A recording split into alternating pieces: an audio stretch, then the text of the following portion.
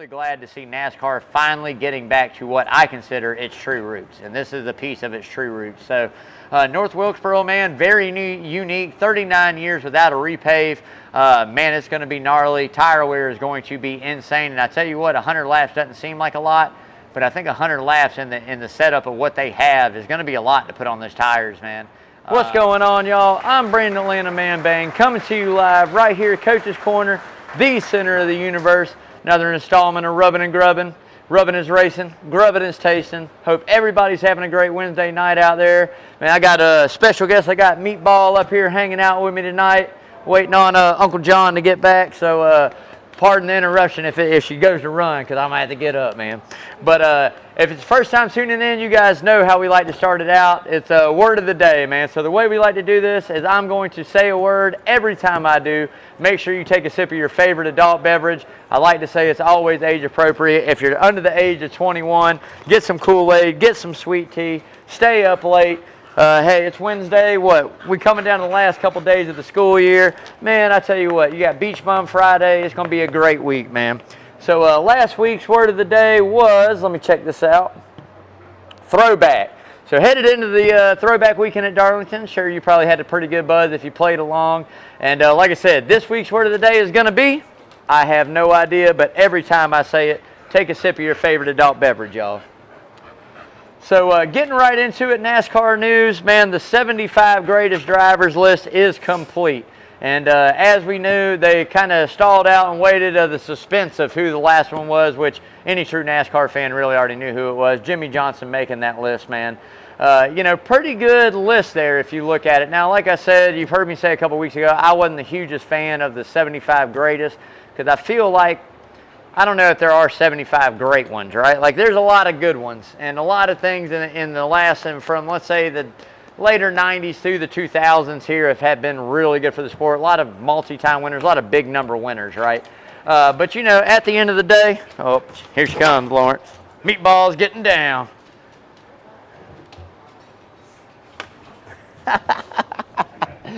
All right, and that's it for Meatball, y'all. But at the end of the day, like I said, man, I don't know. I kind of felt two different kinds of way about it.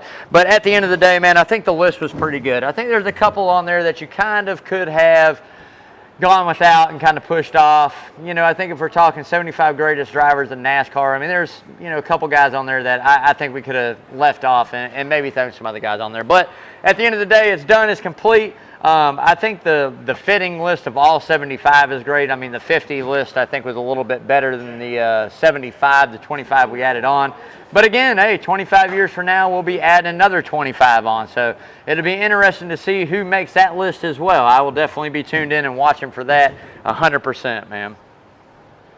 So if you tuned in Sunday to the Lady in Black, you already know William the Kid Byron finds a way to sneak that win there, if you will, with all the late race drama, which we're going to talk about a little bit more here coming up. But what a huge win, man. 100th win for car number 24.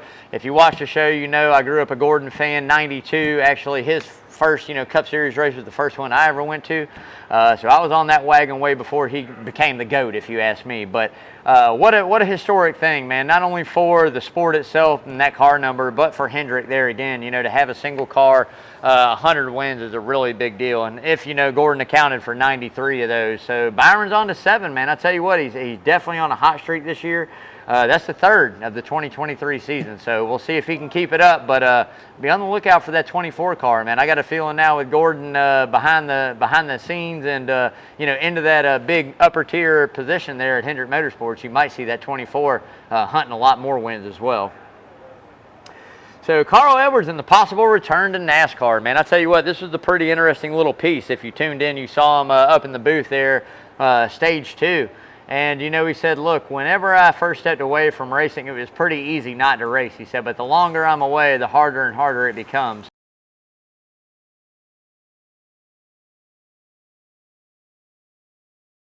And he kind of hinted at maybe making, you know, a return. Maybe not full time, we'll see. But he did say whatever he gets into, he likes to do it 100%. So if he was going to come back, it would have to be 100%.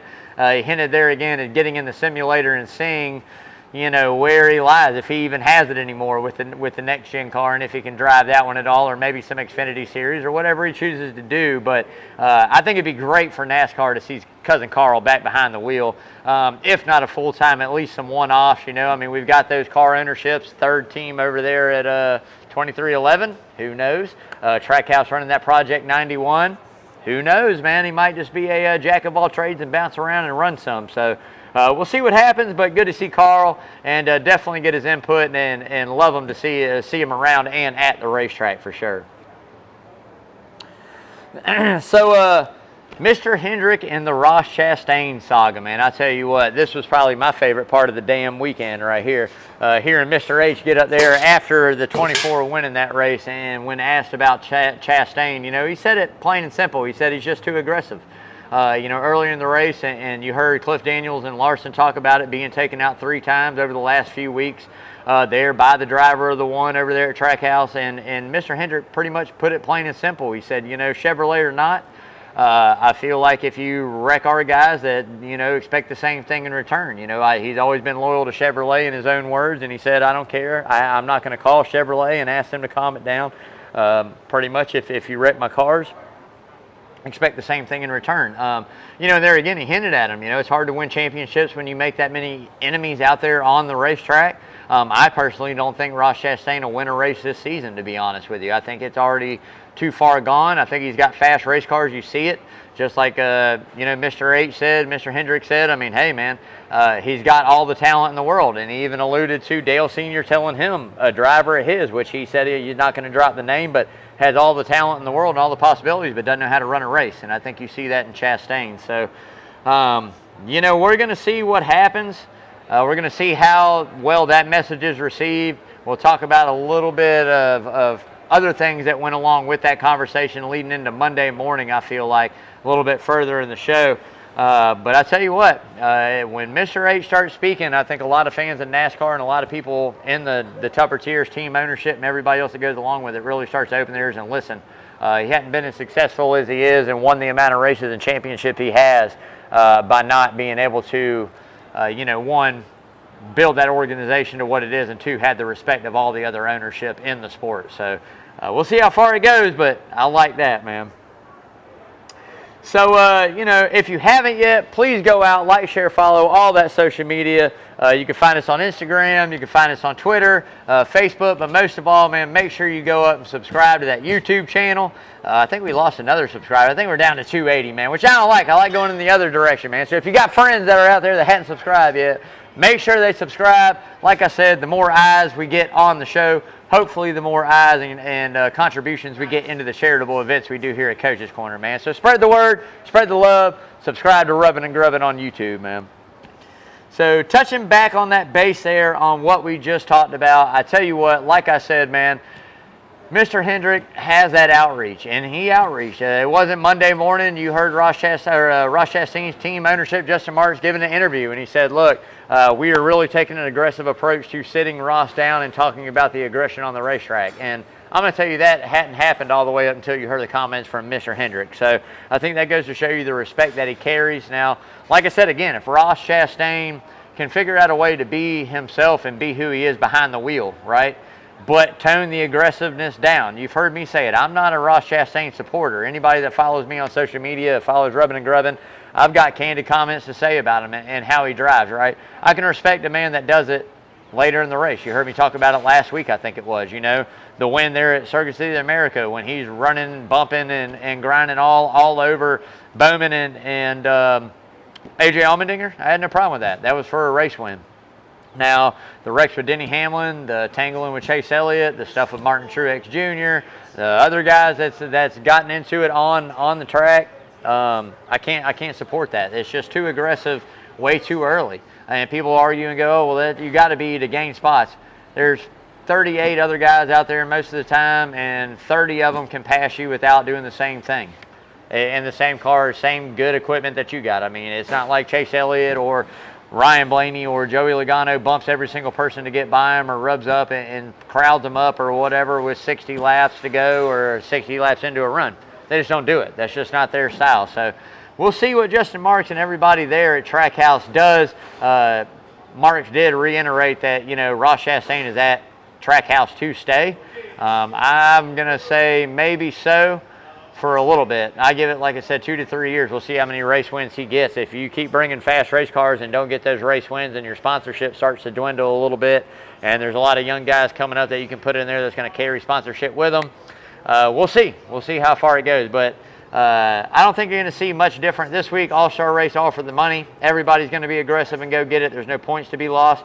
But when we get into that Coca-Cola 600, if there's a place that I feel like payback's coming and somebody's going to needs to or would want to take him out early and cost him some points, that's the place you do it. 4 stages there. That's a lot of stage points you can cost them and gain on them. And I think it should probably happen 2-3 weeks in a row. But we'll see the approach. We'll see what everybody takes to it. But at the end of the day, good comments from Mr. H. And I like Justin Marks' approach to it to see if they can get him calmed down a little bit. So that's going to wrap it up for that NASCAR news, man. We are getting into my favorite part of the show, the checkered flag for charity. Oh, I didn't throw the dollar in the swear bucket. Let me add that in for my comment earlier. But as you guys know, doing this for a close friend of mine and a lot of people out here and patrons here at Coach's Corner, Jamie Searhouse Monroe.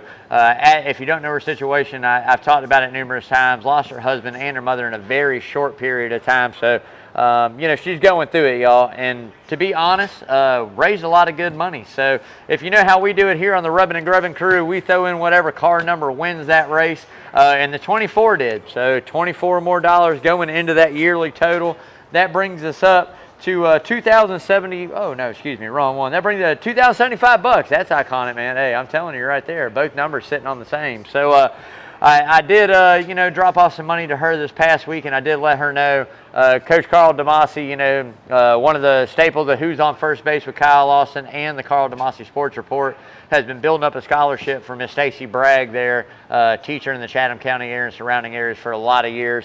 So we did throw in a $100 donation on Jamie's behalf towards that because I know she would want to do that. That's what type of person she is. So just spreading the love and keeping it all local, man. But I say it all the time, man. If you guys come up to the Soundgarden for a concert, you come to one of these events here at Coach's Corner, make sure you bring a little extra pocket change, man. You come here after work to have some beers with the boys or get a little food with the fam, bring a few extra bucks, man, and say you want to donate into the checkered flag for charity. Like I said, it all goes directly towards her, and it's staying local right here, helping a local family. We never know when tomorrow is going to be our day to need some help. And I tell you what, it's just a really good feel-good. So I say it all the time, doesn't matter, nickels, pennies, dimes, 10, 20s, 150s, whatever you got to give, make sure you throw it in, man. And like I said, I want to say thank you to all the Coach's Corner patrons, all the staff here, John and Adele Henderson, everybody that makes the world go round, not only for Rubbing and Grubbing, but all the charitable events and all the events they hold here at Coach's Corner. Thank you from the bottom of the heart, man. Let's keep it going. We got a few more weeks of running this for her. And we're going to get into doing some other things as well. Like I said, Braves tickets, dog tickets. We got some stuff coming up. So let's make it happen, man. Keep bringing that love and spreading that love, and let's take care of each other, man. So getting into that second part of the show, but before I do, I got to thank the sponsor for it, the Who's Hot and Who's Not, presented by Arbor Man Tree Service, Mr. Parker Eccles, owner-operator, man. You're going to see that number scrolling on the screen all night long.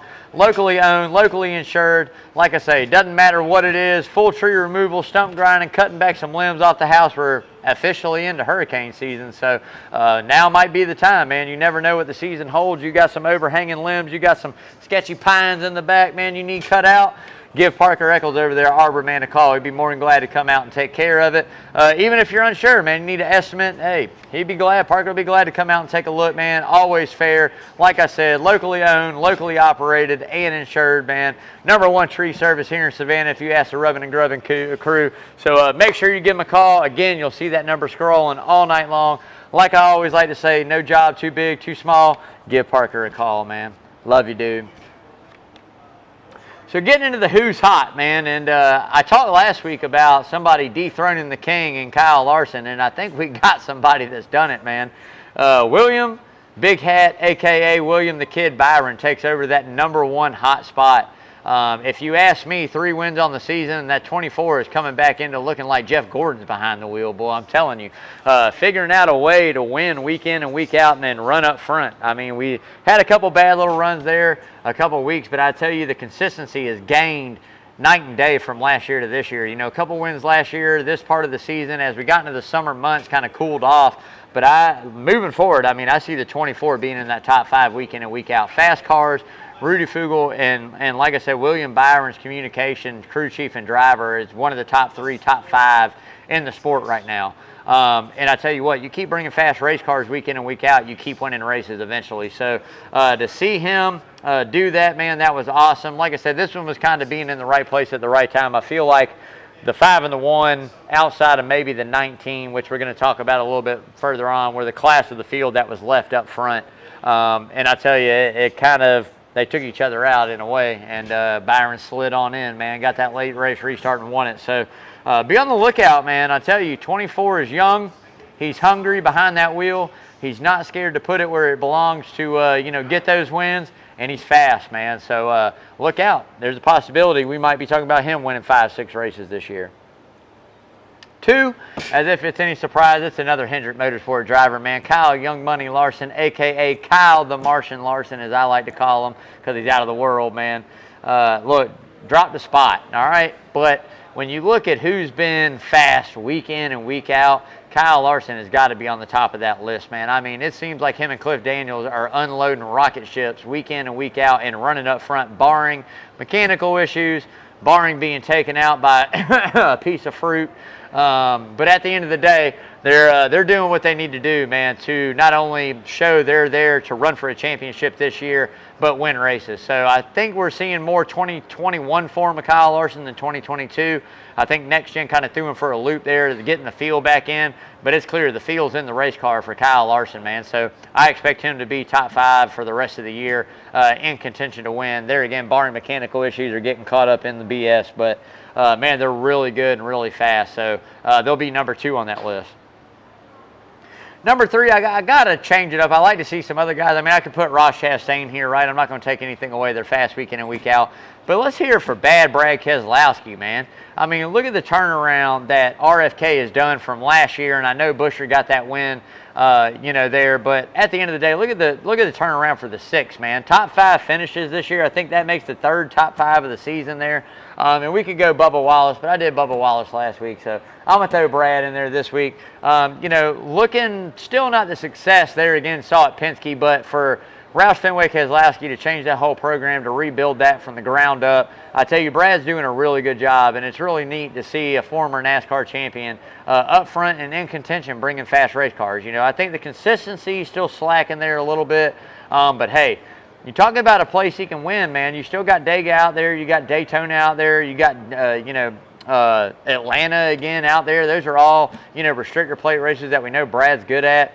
If you turn around and look a little bit further, New Hampshire was a really good track for him. I mean, there's some tracks out there. I feel like the 6 could put themselves in contention to win. So I like what they're doing right now. I'll put them up as 3rd on that hot list for the week, and, you know, we'll see if they can keep it up. So who's not? Man, I've been on this guy's case for about the last 3-4 weeks, and I can't get off of it, man, because you talk about it, it's just surprising to me. Austin Dillon, man, in the 3 car again. I mean, I love him. I got to quit beating him up a little bit. He's one of the show's favorite drivers. Rubbing is racing and grubbing is tasting. You know, it just seems he's got issues, man, week in and week out. I think he finished outside the top 30 again there at Darlington. We see Kyle Busch, and, man, the equipment can't be that far off, right? Like, they've got to be similar in the speed and aspect of how they're building the cars, and you would figure, yeah, you would be taking the aspects of what Kyle Busch brings and the knowledge that he brings and building those race cars accordingly. And I know every driver is different, the style is different, the feel is different, the setup's different. But, you know, look, at the end of the day, he might not be doing it on the racetrack, but he's clearly doing it at home. I think he's got another baby on the way. You know, look, man, and raising the kid that he already has, I mean, look, man, it's an awesome deal. So I hate to see it. I want to see RCR regain that structure that it had there when Senior was there, Steve Parks, Kevin Harvick. You know, it just had, you know, Mike Skinner. It had some potential to grow. And I know it's regaining, but I say it, and I hate to say it, but can you imagine what that team would look like with Tyler Reddick and Kyle Busch being there right now? You know, I don't want to take anything away from Austin. I feel like he's paid his dues, but look, sponsorships there, I think that's kind of what helps that world go round. But at the end of the day, I feel like in the next couple of years, if they don't turn that program around in the 3 and start winning races, or at least running consistent and locking themselves, good into that top 16, I feel like Grandpa might make a change, man. So we'll have to see what happens. But we'll keep it going, man. So on the not list right now. Motor Legacy Club, I got to beat up on them some more, man. They're still struggling. I really thought Darlington was the place. Maybe Eric Jones could turn it around, and he had it going good there for a while. Got caught up, I think, with some speeding penalties or pit road penalties, and that really hurt, and just never able to rebound. I think they finished 24th, 25th, 23rd, 24th, something like that, him and Gregson. So I think the switch to Toyota is definitely going to help this team here. I feel like we're running Chevrolet, as many Chevrolet teams that we have, and you see Hendrick and you see Trackhouse. And if you're not in cahoots with them and you're not getting data from them, it's hard to build, right? And I think last year was a decent team for Richard Petty or Legacy Motor Club. Now, I think it was a decent year, man. We saw Eric Jones win that Southern 500 and have some really good top 10 runs and top 5s and show speed. And this year it just seems like everything that they gained last year just totally went away. So I don't know what's going on, but hopefully they get it together soon, man. Last but not least on the not list, Ross Chastain and his fans. Enough said, man. I'm not speaking on Ross no more. I'm not even giving the time of day, man. I'm over it. So that's going to wrap it up for the who's hot and the who's not, man. But we are getting into the recap of the Darlington Throwback Weekend. Before I do, I'm out of water up here tonight. But at the end of the day, man, I tell you what, I hope everybody's having a great Wednesday again. Hope everybody's enjoying the show. I'd love to hear your comments and feedback. I say it all the time. Comment on the YouTube, man. Comment on the live show. Let me know what you're thinking about it. And let me know what I could do better, man. I mean, honestly, I know I heard some disdain from some Ross Chastain fans, but, I mean, I'm going to give you hell. I just don't like him. I don't like his style of driving, so I'm going to give it hell. But got my water. Hope everybody's having a good Wednesday night. Cheers, y'all. Whoo! Man, that's good. I tell you what, it's humid down here. If you're from Savannah and you listen, it's humid out here tonight, man. We're only halfway through May, man. We're not even in the dog days of summer yet. And I can tell you, I got to get outside more, man, because being in that AC is just killing me right now. So Darlington Throwback, man. Lady in Black did not disappoint again. I mean, the track Too Tough to Tame has that name for a reason. I tell you, it was pretty calm there for a while. We saw it kind of play out. It wasn't as crazy as the Xfinity race, obviously, because there's a lot more guys with a lot more talent up there running it. But I tell you what, man, late race drama and a lot of pit road stuff going on and a few good crazy restarts at the end of the race did not disappoint. So I really enjoyed that. Highly dramatic there at the Lady in Black, which it should be. And, there again, man, just a great dramatic finish, which it always seems to brew up one way or another, whether it's somebody running somebody down, finishing side by side, or a late race restart. I tell you what, Darlington's got it covered, man. So, Martin Truex Jr., man, what started out there seemed to be the class of the field, to be honest with you. The 19 car led 145 laps of that race. 260-something, 267, 265. Led to 145 of it, man. I tell you, Gibbs looked like he had it locked up. Martin looked like he had it locked up. They're coming towards the end of stage 2. Tangled with Chastain a little bit of his own doing. Drove it in there hard. Tried to squeeze Chastain up there towards the wall. I'm not going to say in the wall because I don't think that. But squeezed him up there pretty hard. Made contact, spun himself out. Chastain did get a little piece there. So, do unto others as they do unto you. So, I don't see Truex doing that to anybody else out there. But I did see him do it to Chastain. And it ended up costing him.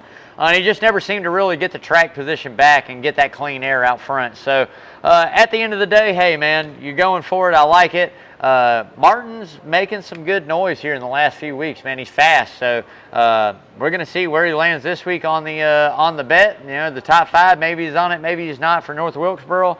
But I tell you what, Martin Truex Jr., man, good, strong run there at Darlington. Just did not probably get the finish that car deserved. So Ross Chastain and Kyle Larson, man, had that late race tangle up there. As you saw, the guys kind of wrecked behind them. Larson kind of got that inside restart there with that late race caution. Drove Chastain up, left him some room, didn't quite, pin him against the wall, but did, there again, driving the way he's been getting driven by the driver of the one for the last few weeks. And, the guys behind him started wrecking. So I don't know if anybody caught on to this either. which I'm going to talk about in just a minute, but NASCAR had a flubber there on that restart. But the next restart, the tables returned. Ross Chastain got the inside of him and just dive bombed her in there and drove him up. So I think if Larson could do that all over again, I think the best thing he could have done is give either the 9 or the 24 that outside lane and restart behind Ross and push Ross into that turn, knowing how hard he was going to dive in, and let him wash up and take that lead as we saw Byron do to get the checkers. But that's all hindsight, and that's 2020, man. I think Larson did the best he could. He was not happy. Nobody was happy. At least Chastain got caught up in it, and at least the historic number 24 got the win, man. So outside Chase Elliott, 24 is probably my favorite driver. Look, I was an Elliott fan, and he went to the 24. I was hoping he was going to keep that car number. He didn't. He went on to the 9. So I got to stay true to Chase Elliott, the Georgia boy, the Bulldog himself. But I pull for the 24. If it's outside of Chase Elliott, I'm going William Byron for sure. As I mentioned earlier, man, that makes the 100th win there for the 24 car, and William drove off into the sunset, man, for his first victory there at Darlington. The damage that Harvick there had, I think, kind of hindered him from putting up a good race. 24 was pretty clean all day long. Didn't really get caught up in anything, to be honest with you. So, Harvick came home second. Elliott came home third. I like that. All those guys had good runs, top fives. But getting into it, after that checkered flag, man, Bubba Wallace, man, finished 5th. All right, and that's, I think, Marsh's 3rd top 5 of the season. He's been on it as of late. Man, he kind of got the shaft by NASCAR on this one, if you ask me. So NASCAR deemed that everybody that was caught up in the wreck, that caught up Byron and caught up Elliott and caught up Harvick and caught up a few other guys, that they maintained speed, which, okay, that's one thing. Denny Hamlin, Bubba Wallace, quite a few other cars dove down low to avoid it and gain those positions. And even if they maintain speed, they were involved in that accident, which still puts them in NASCAR rulebook at the tail end of the lead lap. It's not like they kept rolling through the wreck as you would see at Daytona, even if they caught a piece, a bumper, a clip, and this and that, kept it straight and kept going. They were all pinned behind the car. So if we're going to award people positions like that, that's pretty bad. NASCAR kind of dropped the ball on that. I feel for Bubba, feel for Denny there. It, helped out my guy. It helped out Chase Elliott there, so I'm not going to, gripe too much about it. But it was a really bad call. They should have restarted the tail end of that lead lap there, being involved in that accident and not really driving through the accident, getting pinned up in it. So we'll see what NASCAR does moving forward. Hopefully we don't have a repeat of that situation, but it did cost Bubba some track position, and hey, he still came back and got a top 5, man. So, cheers to Bubba on that one. I'll give him that respect for sure. Again, like I said, Lady in Black did not disappoint. I thought it was a really good race. I love the fact we're back to running 2 races there at Darlington. It's such a unique racetrack, such a historic racetrack. It just puts on a good show. We all know that this one here is a little hot and slick, but when we get into, September, Labor Day race there at Darlington, man, it's a lot hotter. It's not that far away from where I live. It's a lot hotter than what it is in May. So we'll see what happens then. But I tell you what, just an awesome race. Love the fans, love the throwback. I enjoy it. I think that, we heard some talks of what we should do with the throwback weekend, and we're getting, if we have to explain our throwback, and Dave Moody said this, if we had to explain our throwback paint scheme, it's like our second cousin's uncle that ran, super late model back in the 70s or wing sprints in the 70s.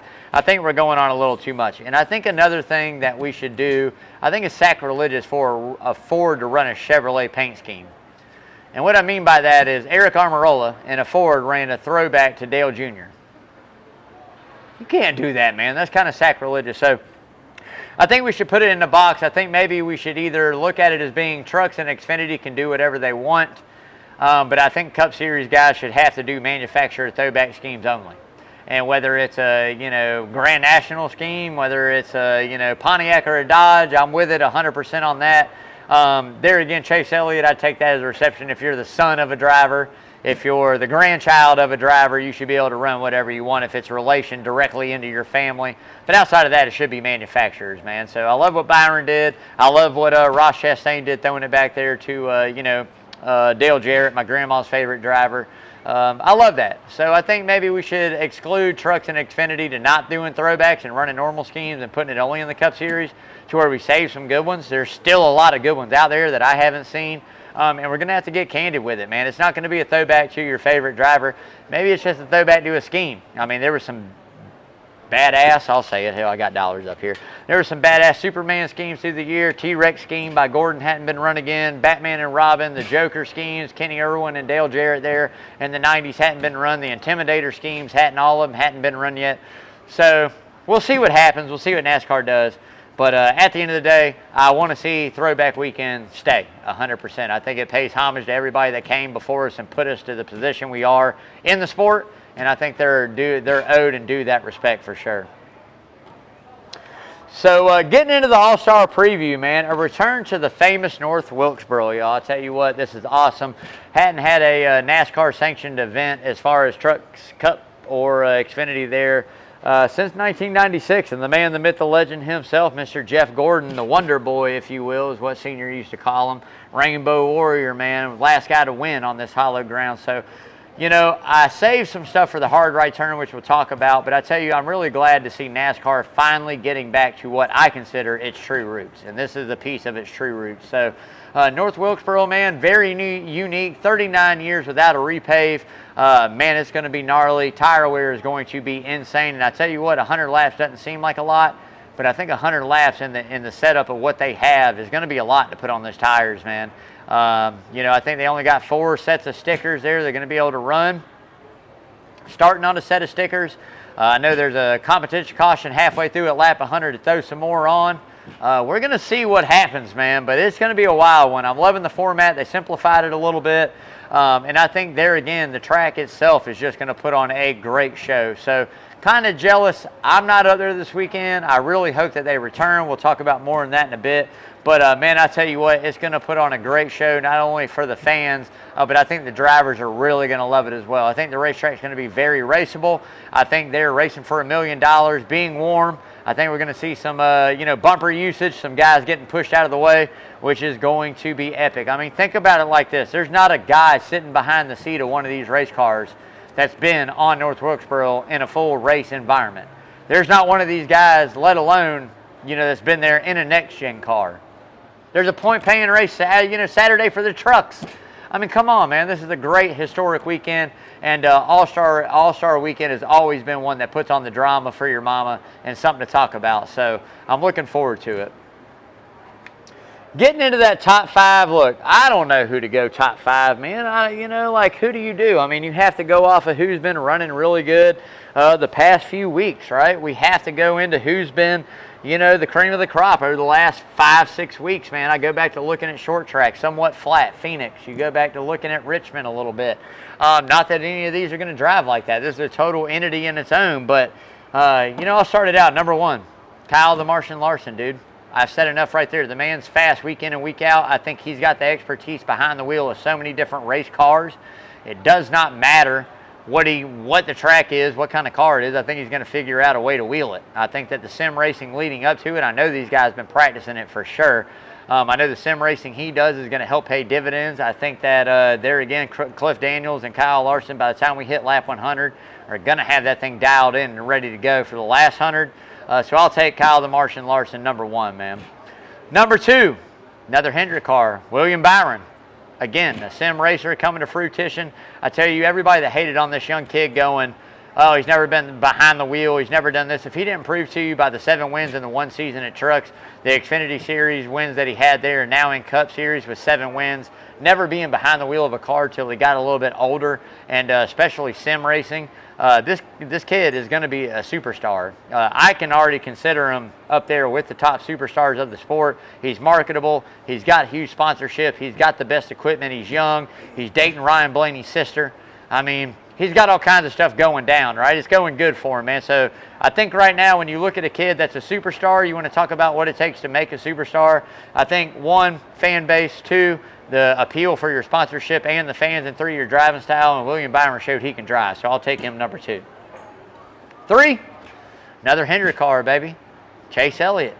Bam, I think here we go, man. I think Elliott showed last weekend he's getting back into form. He's finally getting that, you know, finesse back. behind the wheel of the race car after missing 6 weeks. I think this is one that I, would love to see him win for the $1 million, but I'd rather see him win next week at Charlotte, or a couple weeks after at Sonoma, point-paying race. I really need him to win a point-paying race, which I know we got a lot of road courses coming up. Chase is going to do extremely, extremely well there. I'm still taking 5 wins. Plus, I'm still taking 5 wins. I still think that the driver of the 9 can do it. You heard it here. It's possible. I think when he gets on a streak, he's going to do it back-to-back. He's going to win some races, man. So I'll take him 3rd right here at the All-Star race. 4th for me is another guy. I think that when you put him behind the wheel of the race car, anywhere, any given Sunday, Saturday, Friday, he's capable of winning, and that's a 3 Chai. That's Kyle Busch, man. KB is he's a wheel man. He's starting to rub off on me a little bit. Not that he's my forte. I'll never say he's one of my favorite drivers. By no means, he never will be that. But I'm really liking the maturity he's shown this season. I'm loving his comments on Ross Chastain and all that, the respect in and out of the garage. And better yet, I'm loving the fact he's pushing really hard for the Brickyard to come back, which we're going to talk about in just a little bit. I love his comments on that, man. I've agreed with him more this year than I've ever agreed with him in his career, man. So keep up the good work, Kyle. Keep growing as a person, man, and a driver, being an ambassador of the sport. Don't take no BS for no Ross Chastain or any of these young bucks out there. Show them why you're called KFB, and I'll take them 4th right there, man. 5 for me. I got to put him on here because he's good, and I'm not going to deny talent. He might not be my cup of tea, and I might bash him a little bit and bash his fan base a little bit, but I'll take Ross Chastain, man. Again, a guy that over the last 5-6 weeks has been fast week in and week out, and really coming into the 2023 season, I thought he slacked, and he had a couple wins this past year by this time, but he hasn't yet. So I don't know if he's going to. I don't think that he's quite figured out how to put himself in the position to get those wins without a late race restart. We've seen him lead a lot of laps.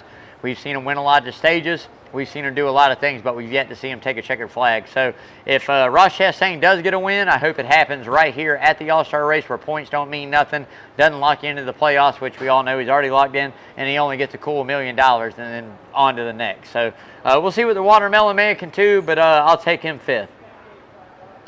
Getting into dark horses, man, look, 2 guys that I know are locked into this field already. I think there's some other guys that are in the open that can do some work, so I'll put one of them. I'll add 2 of those in there. But Bubba Wallace and Brad Keselowski, I think, would be able to win it. I think Bubba has just as good a shot as anybody. He's had fast race cars over the last few weeks, so that's why the reason I take him. Brad Keselowski, he was a past NASCAR champion. I think there again, he's got the talent behind the wheel. I think if there's somewhere that's an equalizer, it's definitely the track and everybody playing ball. So I'll take him there as well. Another guy that's in that open, 2 guys that are in that open, I think you got to look out for the 48 of Josh Berry, one of the best short track racers that's out there, in really good equipment there for Hendrick Motorsports in that 48 car. So I'll be on the lookout for him, and another short track specialist, which we all know North Wilkesboro a little different than a normal short track, but Ryan Preece and Stuart Haas, man. I think those 2 guys are 2 guys you really got to look out for in that open. I think they're going to be in really good equipment there again and can drive to the front. There's a few other guys I think that'll give them some competition, but I'll take those as 2 dark horses if they do make the All-Star race, to watch out for them as well. So moving on to the next part of the show, the money line presented by Redfin. But before we do, we're pausing right here. Station identification, Coach's Corner Sports Network, y'all. Love you. Hope everybody's having a good Wednesday, man. So getting into that money line presented by Redfin, you see me rocking my hat there, says week in and week out for the most part, man. Whether you got money on the line or a wall hanger, man, make sure you see it clearly with the best polarized sunglasses on the planet, Redfin Polarized, man. Italian frames, got those Carl Zeiss lenses, man. They come in all different colors, depending on murky water, clear water, onshore, offshore, on the lake, off the lake, looking good for the hot mama date you got, whatever it may be, man. Make sure you're seeing it clearly with Redfins, man. These sunglasses are built for the woods or the water. So like I said, make sure you check out their website, redfinpolarized.com. When you get to check out, if you find a style you love, man, make sure you use Rubbing and Grubbing code, Rubbing and Grubbing 15, excuse me, y'all, to save 15% off at checkout. Man, I tell you what, I love these sunglasses, man. It is one of my favorite ones. Big shout out to everybody there at Redfin as well. Thank you guys for the support here for Rubbing and Grubbing. But make sure you get best polarized sunglasses on the planet, man. Nobody can do it like Redfin polarized, man. And as always, live life fins up, baby. So another hit this past weekend, man. Not a big one. Not another big one, man. We were close again. We had, Bubba Wallace in that top 5 or top 3. What we run only goes wins and top 3s. I wish it had driver matchups and top 5s because I feel like we'd be placing a lot more guys in it. But at the end of the day, man, we were close. We got the win there with William Byron. The odds weren't super great. But, we went up another 175 units. We missed Bubba for the top 3 by a couple for another add-on.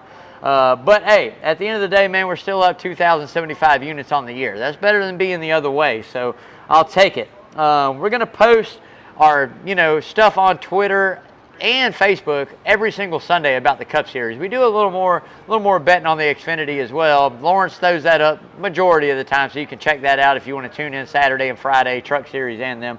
But we put all our eggs in the basket for sure in the Cup Series. So this week, as I said, man, Kyle Larson's the favorite again at plus 650, which I don't think that's bad for a favored guy in an all-star race. And he's followed up right behind him with Kevin Harvick, which kind of blew my mind at 750. I thought it would have been somebody else there. So definitely one of those two guys, if not both of them, would probably be a lock. You get a little further back, a guy like William Byron, Kyle Busch, Chase Elliott, Denny Hamlin, those odds are all plus 1,000, a little bit more give and take. Joey Logano as well. All those odds are up there pretty good, man. Looking at some top 3 guys or maybe some guys for a big hit, I said it earlier, Bubba Wallace, Brad Keselowski, all find themselves at, I want to say, plus 2,500, plus 3,000. So that's up there pretty good. I mean, if you're looking at a top 3 finish guy, those odds got to be pretty nice. But best bet in my eyes, if you're looking to make some bucks, 3-time winner on the season, William Byron at plus 1,000. I mean, I don't think you can beat a guy that sim raced the way he has. Got those kind of odds, 10-1 basically. That's definitely worth betting some money on because, who knows, man. He finds a way to run up front, and if it comes down to it, he might find a way to get that checkered, man. But like I said, make sure you check out our social media. Follow us, man. Check it out every Sunday. Lawrence throws up those exact lock-ins. You'll know for sure what we bet, how we bet, and who we bet. And I'd love to hear the comments, man. If I'm sleeping on somebody, you got a line out there in the water fishing as well. Show me what your bets are, man. I'd love to see them for sure. So getting ready to get into the hard right turn. But before we do, got to give a big shout out to my main man, Lamar, up there at Lamar's Body Shop, the sponsor of the hard right turn. It's fitting. 35 plus years of taking care of Savannah auto collision needs, man. Lamar is one of the best, if not the best in the business here in the Savannah area. 2301 Skidaway Road, that's right here around the corner from Coach's Corner, not far at all. So it's kind of a win-win. Again, 2301, drop your car, come to Coach's, get some lunch, wait for that estimate to get done. Go back, man. Check it out. Pick your car up. Like I said, it doesn't matter what it is. Full auto collision repair. If you need the paint job, need a bumper replaced, man, whatever it may be, need that estimate for the insurance company, make sure you go check Lamar and his crew out up there at Lamar's Body Shop, 2301 Skidaway Road. As I always say, man, why settle for par? Go see Lamar, man. Love you, dude. So getting into the hard right turn, and look, man, this one was pretty hard for me to write this week. It wasn't too much drama. I'm tired of bashing Ross Chastain. Really, I'm tired of giving him the spotlight and talking about him like the headlines in NASCAR does, because this is what everybody talks about him being a superstar. The only reason he's a superstar is because of the drama that he creates. It's definitely not the on track. So I'm going to leave it there on that. But look, man, going back to hollow ground finally, man, North Wilkesboro Speedway. And I tell you, I got to give a big shout out to NASCAR for putting this back on the schedule for an all-star race. I'm hoping this gets on a race full time for another point-paying race in the Cup Series. I really think it deserves that. And I will tell you this, man, big shout out and pat on the back to a couple guys, which we're going to talk about in just a little bit. But you want to talk about getting back to the roots of NASCAR. These are true root racetracks of NASCAR. North Wilkesboro has been on that circuit and was on that circuit for a very, very, very long time. It's a very unique racetrack, man. Very historic for NASCAR.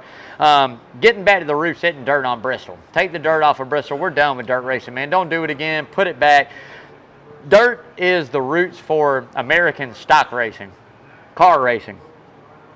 Not NASCAR, man. Not NASCAR. NASCAR didn't didn't get its name NASCAR and race all these millions of dirt tracks week in and week out. It did with the Petties, man, but that's not what made NASCAR what NASCAR is, right?